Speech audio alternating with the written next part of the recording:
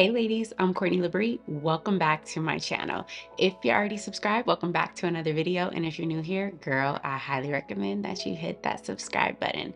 Okay, so when I was pregnant, I started off this series talking about my trimesters and everything that I was experiencing. And I wanted to make sure that I came back and finished up that series. It was really hard for me to film and edit while I was pregnant. So let's get right into my second trimester. So my second trimester was truly the golden period for me. I know most people, they say like the second trimester is the best trimester. And for me, that definitely was the case. According to most folks, your second trimester is really supposed to be when all of your first trimester symptoms go away. And lucky me, that did not happen. I personally still experienced a lot of nausea, a lot of vomiting, and spoiler alert, that was me my entire pregnancy all the way up until delivery. So I was one of the lucky ones that was basically had nausea and vomiting my whole entire pregnancy. I was told by like week 13, 14, that's when the nausea and vomiting should go away, and that did not happen for me. During my second trimester, I will say that I did not start showing until about 19 weeks.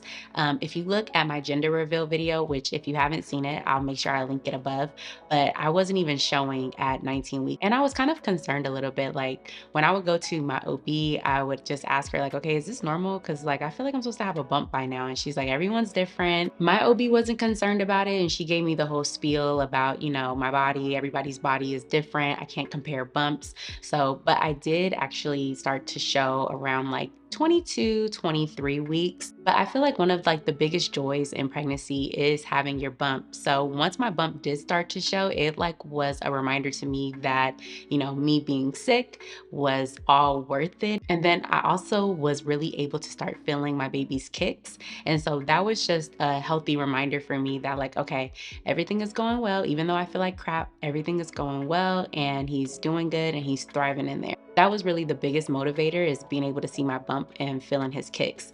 Now, the kicks were cute in the second trimester, but woo, in the third trimester, he was literally kicking my butt. Like there would be times where he would actually take my breath away with his kicks, but I'll get into that in another video. I was able to function a lot better in my second trimester. I think I just got used to the nausea and vomiting, that I was just able to maneuver through it. I did do a little bit of traveling. I actually went to Atlanta. We went to California. My trip to Atlanta was actually the first time that I had been on an airplane while I was pregnant, and it wasn't too bad. I did catch COVID. Yeah, but honestly, I probably wouldn't have even known I had COVID because it was just like a regular cold for me while I was pregnant. But my OB suggested that I just get tested just in case. And I'm thankful that I did because I actually did have COVID. So I just quarantined for a little while. But I'm very grateful that it was just like a simple cold and nothing extreme. So once that passed, I was able to kind of get back up on my feet again.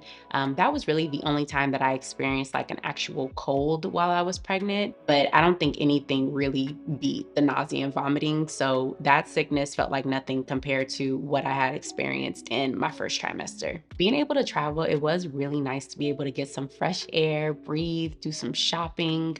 Part of me just like really craved to feel like a little bit normal. I'm definitely a busybody. I like to be on the go. So it was really hard for me to, be tucked in the house and just not feeling good all the time. So when I was able to get outside, girl, I was outside. I was traveling, enjoying myself.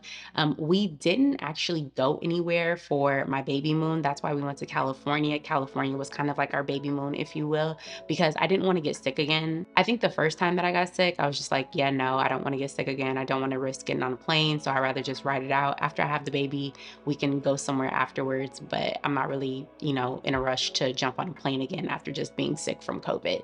So we ended up driving to California, doing our little baby moon there. And it was actually fun. I enjoyed myself. Like we relaxed, we went to the beach, and it was just really nice to see family and friends and, getting my little bump rubs and all of that fun jazz. So during my second trimester, my skin was very dry. My skin was actually dry throughout my whole pregnancy. I never have dry skin, so that was definitely something new for me. And then also I was getting the nice compliment of like, oh, you have a glow, you're glowing, which part of me feels like that was probably the sweat from me hugging the toilet with nausea and vomiting, but everyone was saying I was glowing. So that was a nice little compliment, and just a nice pick me up because, whew, I definitely didn't feel like I was glowing, but people were telling me I was glowing, so I'll take it. One area that was noticeably bigger were my boobs. I definitely feel like I expanded up top before I expanded to my belly. My boobs were way, way big. I was just like, whoa, okay, I've never been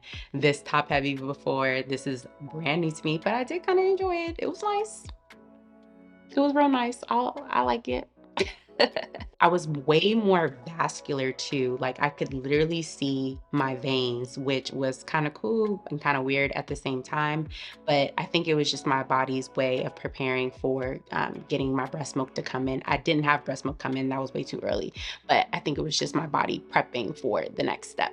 So one symptom that was a huge symptom, and it actually lasted my whole entire pregnancy as well.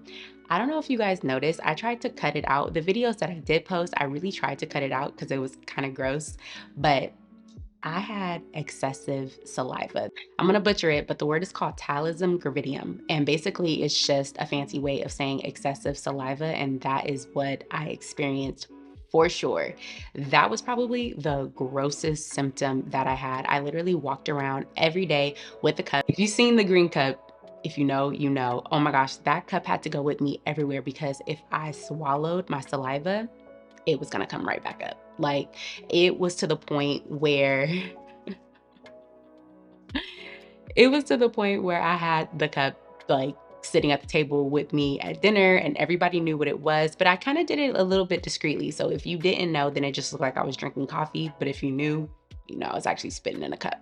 So that was really the grossest thing. Even just like talking, my mouth would just fill up with saliva. And like my doctor was just like, oh no, when I told her that I had that symptom, you're most likely going to be throwing up your entire pregnancy. She was like, people that I see with excessive saliva, they usually have nausea and vomiting. So it was one of those like kind of like, dang, I'm really stuck with this. Like I'm in it for the long haul.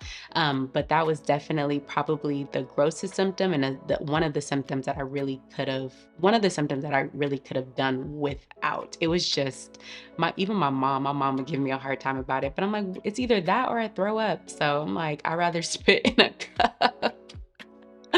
Oh my gosh, I pray if I ever get pregnant again, I pray that I do not have that symptom because that was horrible. I think I'm gonna have PTSD from that. I'm pretty sure my husband does too because he kicked over the cup a few times. It was just, oh, it was not fun at all. Needless to say, we basically had like a burning ceremony for that cup because it just, oh, it was bad. Moving on. So another symptom that I experienced in my second trimester was very vivid dreams. My dreams used to kind of freak me out a little bit because they felt so real. I actually feel like I had a dream that kind of gave me an idea of what my baby's gender was going to be. That's why for my gender reveal, like I knew right off the back, I was like, I'm having a boy. I just know it. My dreams told me I'm having a boy. So the vivid dreams were real. There was actually times where my dreams would wake me up because they felt so real. I really should have kept a dream journal. And actually, I wish I did. If you're pregnant right now and you're having vivid dreams, I would say keep a dream journal. I wish I did that, but I didn't. And, but there's just some dreams that stuck with me and I'm just like, whoa, that was weird. But definitely the vivid dreams, that was a symptom pretty much. It started off kind of in the beginning of my pregnancy, but it really did ramp up in the second trimester. So with pregnancy being so rough, at least it was kind of rough on my body. I'm really big on just, you know, trying to keep up with my self-care. So in my second trimester, I was able to start doing my prenatal massages. And that was really heaven sent. My girl, she hooked it up. If you can, I would definitely say invest in some prenatal massages. Just like there were places that I didn't even know were sore that were sore, like my feet. My feet were really, really sore, and I would always have her do like an extra rub down on my feet. When I was in my second trimester, it was definitely more comfortable. The cutouts, laying in the cutout. I know some masseuse will have you lay on your side and massage you on your side, but this massage I actually laid on my stomach just in a belly cutout and cutout for my boobs as well. I will say that when I got a little bit bigger, it was a little bit more uncomfortable, but I would definitely recommend you look into getting massages, prenatal massages, if you're currently pregnant. So towards the end of my second trimester, I started having like weird, I won't say cravings. I don't feel like my cravings as far as food was anywhere off the rocker. I mean, there was a time where I was just craving bread and mustard, like that was all I wanted. But for the most part, I didn't have any extreme weird cravings as far as food. But I will say I started to really want to like smell bleach and chlorine, and it wasn't bad. I didn't want to eat it, but I didn't tell my doctor because I'm like, oh my gosh, I don't want her to put her on. I can't remember what exactly it's called, but I feel like when women do crave like substances that are not food, like dirt and stuff like that, I think they put you on iron supplements if I'm not mistaken. But I just really didn't want to be on any more medicine. So I didn't tell my doctor because it wasn't like extremely bad, but it did pick up once I got in my third trimester. And I'll tell you guys more about that once I do my third trimester video. But I did want to smell like chlorine. Like I wanted to be in the pool all the time. If you follow me on Instagram, which if you're not following me, girl, I say go ahead and hit that follow on Instagram. Lovely C Labree. If you follow me on Instagram, you know I had my bump by the pool all summer, but I just really loved the smell of chlorine. I even asked my friend once, which she didn't come through, but that's okay. I still love her. I asked my friend if she could bring me a bottle of her pool water, and she was just like, absolutely not. It wasn't horribly bad to where I felt like I needed to tell my doctor. So kind of kept that one to myself.